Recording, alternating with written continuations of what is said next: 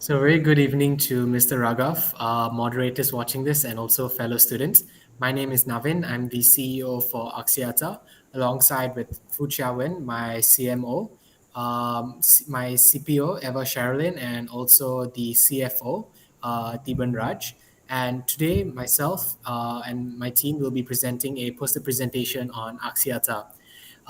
Delving into the company background of Axiata, we are a mobile telecommunications operator, and we also call ourselves as the Asia-centric multinational. We have a subscriber base exceeding 240 million users, and we're also Asia's biggest mobile operators. So delving into the external factor evaluation matrix, which is the EFE matrix, this consists of the opportunities and threats. And the first three opportunities would be the increase in smartphone usage over the pandemic, the increased desire for big data, which is where our ADA business model comes in, and also the third one, which would be increase for use of cashless payments during the pandemic. Moving on to the threats, which is three threats, which the first one being rapidly growing technology industry, established competitors, and also new companies emerging with the bigger funding.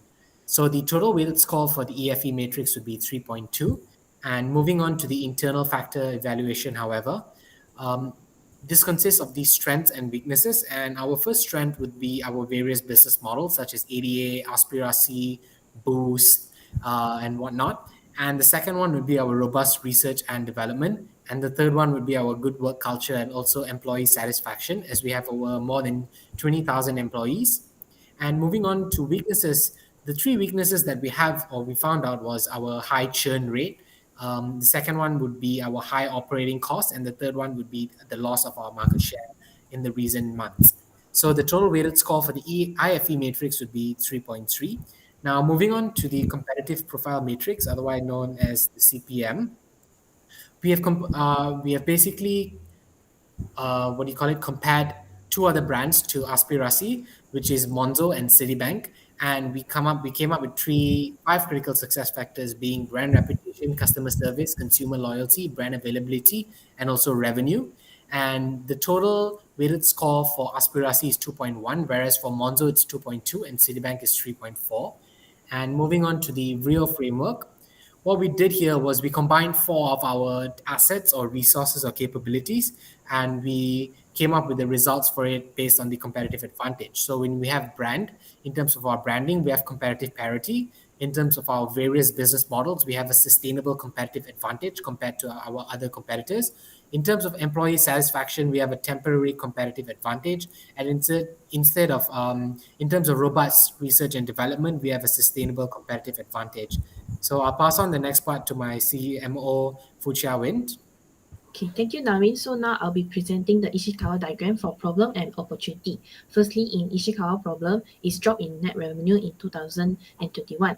From CFO finding, the marketing, promotion, and advertising cost dropped from 16,000 to 11,000 from 2019 to 2020. And then from the staff cost has increased from 131,000 to 143,000. From CPO, there are decrease in job employment and waste invaluable resources for talent program. And from CMO, there are less brand awareness due to COVID-19, hence unable to attract potential and retain existing consumer, and the cost of promotion and advertising dropped from 2 million to 1.8 million. Next is Ishikawa opportunity, which is government support in DFS industry. From CFO finding, they can track down all the expenses and create a budgetary plan for each department. And from CPO, they can implement skilled and experienced workforce in DFS industry. And from CMO, AXIATA is a reputable company in Southeast Asia, which will be a huge influence in the brand awareness in DFS industry, and they can also utilize their digital business brands such as ADA to cut costs in marketing. And right now, we'll move on to the objective. For CEO objective is to increase the market share by 30% in 2030 for long term and 10% in 2023 for short term. For the opportunity objective is to increase the brand awareness of the DFS industry by having 50% of the brand recognition in Southeast Asia for long term, and for short term will be 40% in brand recognition in Malaysia and Vietnam in 2023. Next is the CPO problem objective is to reduce employee turnover to 70% in long term, and for short term is to create a positive working environment in terms of engagement and support within employees for more than one country in 2023. Next is the objective for long term is to increase the training program and activities by 80% in 2030, and the short term will be 20% for two countries in 2023.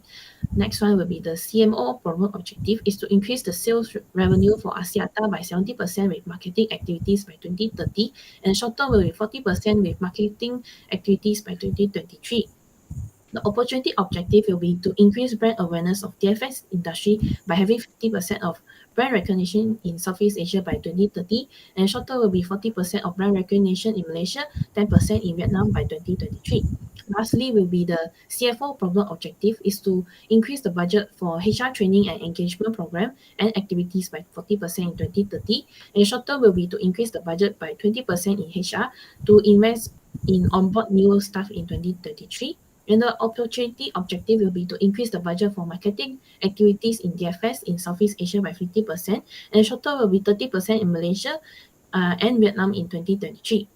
I'll pass it to Steven to talk about the QSPM right now. Okay, thanks to Chavon. And right now I'll be the presenting for the QSPM for strategy 1 and 2. So for the first strategy is product development, which is by creating a new DFS application with full fledged of digital banking service to acquire more market share. And for the second strategy is the market development, which is to increase digital marketing efforts to reach out to more consumers and identify new market segments. So in comparison for both, the second strategy, which is the market development, scored the highest. So moving on to the second QSPM. Okay, the first strategy is by expanding AXIATA's current DFS business model, which is Boost and Aspirasi in Southeast Asia to increase brand awareness.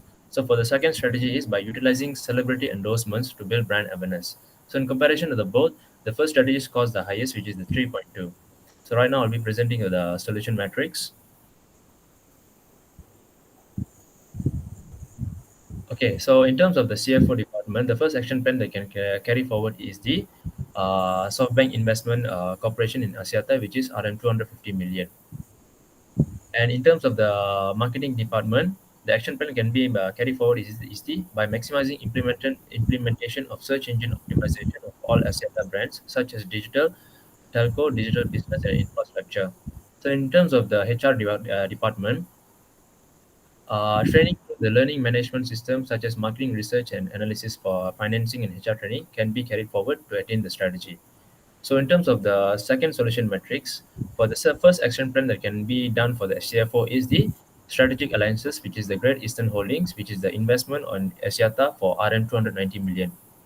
So in terms of the marketing department, to attain the strategy, marketing department can create a country-specific social media marketing for Malaysia and Vietnam market. And lastly, for the HR department, they can carry forward by allocating the right resources to the right job by using the forecast software, which is a full suite project and resource management software. So right now, I'll be passing to the last presenter, CPO, Eva. Thank you, Steven. So as for the Gantt chart, here's shown is the Gantt chart for short terms of each division, CPO, CFO, and also CMO.